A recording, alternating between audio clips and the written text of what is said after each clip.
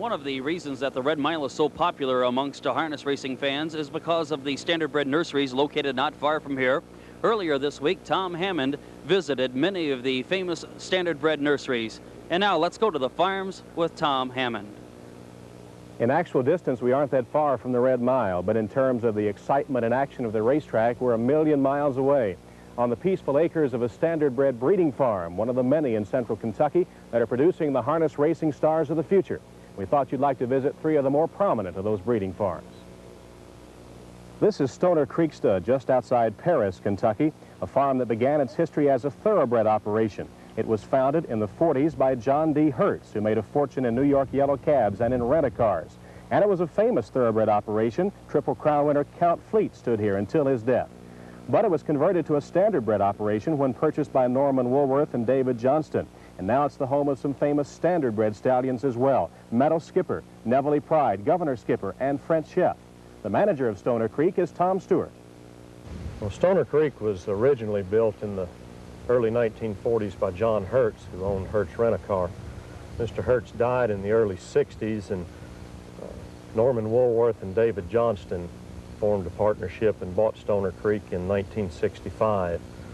Until that time, it was a thoroughbred farm. Count Fleet stood here and a couple other thoroughbreds. In fact, Count Fleet was retired on the farm until he died in 1973.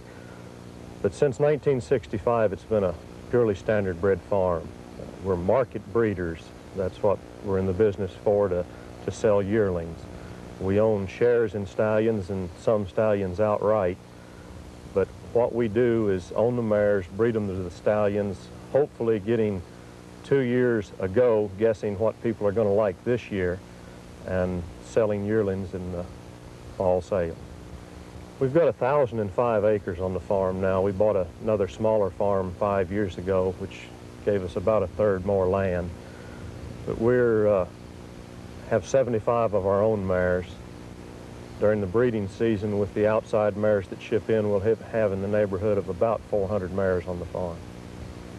Castleton Farm is located just outside of Lexington and is one of the most famous of all the standardbred breeding operations. It has a long history of producing championship horses, not only champion standardbreds, but saddlebreds and thoroughbreds as well. Its history as a horse operation dates back to Civil War days. It was founded by the Castleman family, taking the name Castleton, and has turned out many champion saddlebreds as well. Wing Commander, many say the all-time great saddlebred, was produced here under the aegis of the Dodge stables, who purchased the farm in 1945. It's been in the Dodge and Van Lennep family for 35 years, currently owned by Mr. and Mrs. Frederick Van Lennep, and is the home of Niatross, Abercrombie, Bret Hanover, Strikeout, and Speedy Scott. The farm manager is John Cashman. Well, the purpose of the farm is a standardbred breeding farm. Consists of approximately 2,000 acres of land. We breed in the neighborhood of 1,000 mares at this farm in Kentucky. We raise approximately 250 yearlings for ourselves and customers. We stand 9 stallions, including Niatross, Bret Hanover, and we're getting ready to market 125 of the farm-owned yearlings in the sale next week, and we're real proud of them and looking forward to. What would the horse population of Castleton be, the mares, the foals, the yearlings, at any one time? I would think it would, it's approximately 1,200 would be tops, probably around March or April. You mentioned Niatross, whom many consider to be the greatest standardbred of all time. He's just completing his first year at Castleton. How's he done? Well, he bred 200 mares, and we've pronounced 172 mares in the foal of the horse. So I'd say he's done exceptionally.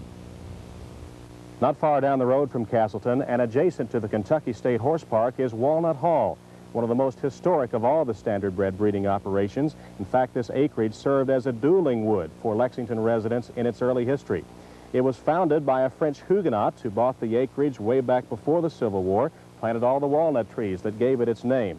It's been now in the same family longer than any other stock farm in America, over 4 generations. The current owners, Colonel Willis Nichols and his wife, Catherine. It's the home of Silent Majority, Diane, and Forless, and is managed by Steve Brown. Well, the farm was started in 1892 by Mr. Lamont Harkness, and it was then passed to Dr. Edwards and then to Mrs. Nichols. There's 1,876 acres here. We've got about 90 farm-owned brood mares. We run about a total horse population about 450 to 475 year-round. The general purpose has been started to try to improve the standard-bred breed over the years, and it was Mr. Harkness, by picking up bits and pieces of the farm. It wasn't purchased in one large piece, and of course it also encompassed what's now the horse park at one time, but that was divided in 1949. As you know, later on was sold off as the horse park, and we now have the 1,876 acres here. Walnut Hall is a farm that really prides itself on tradition, isn't that right? Right.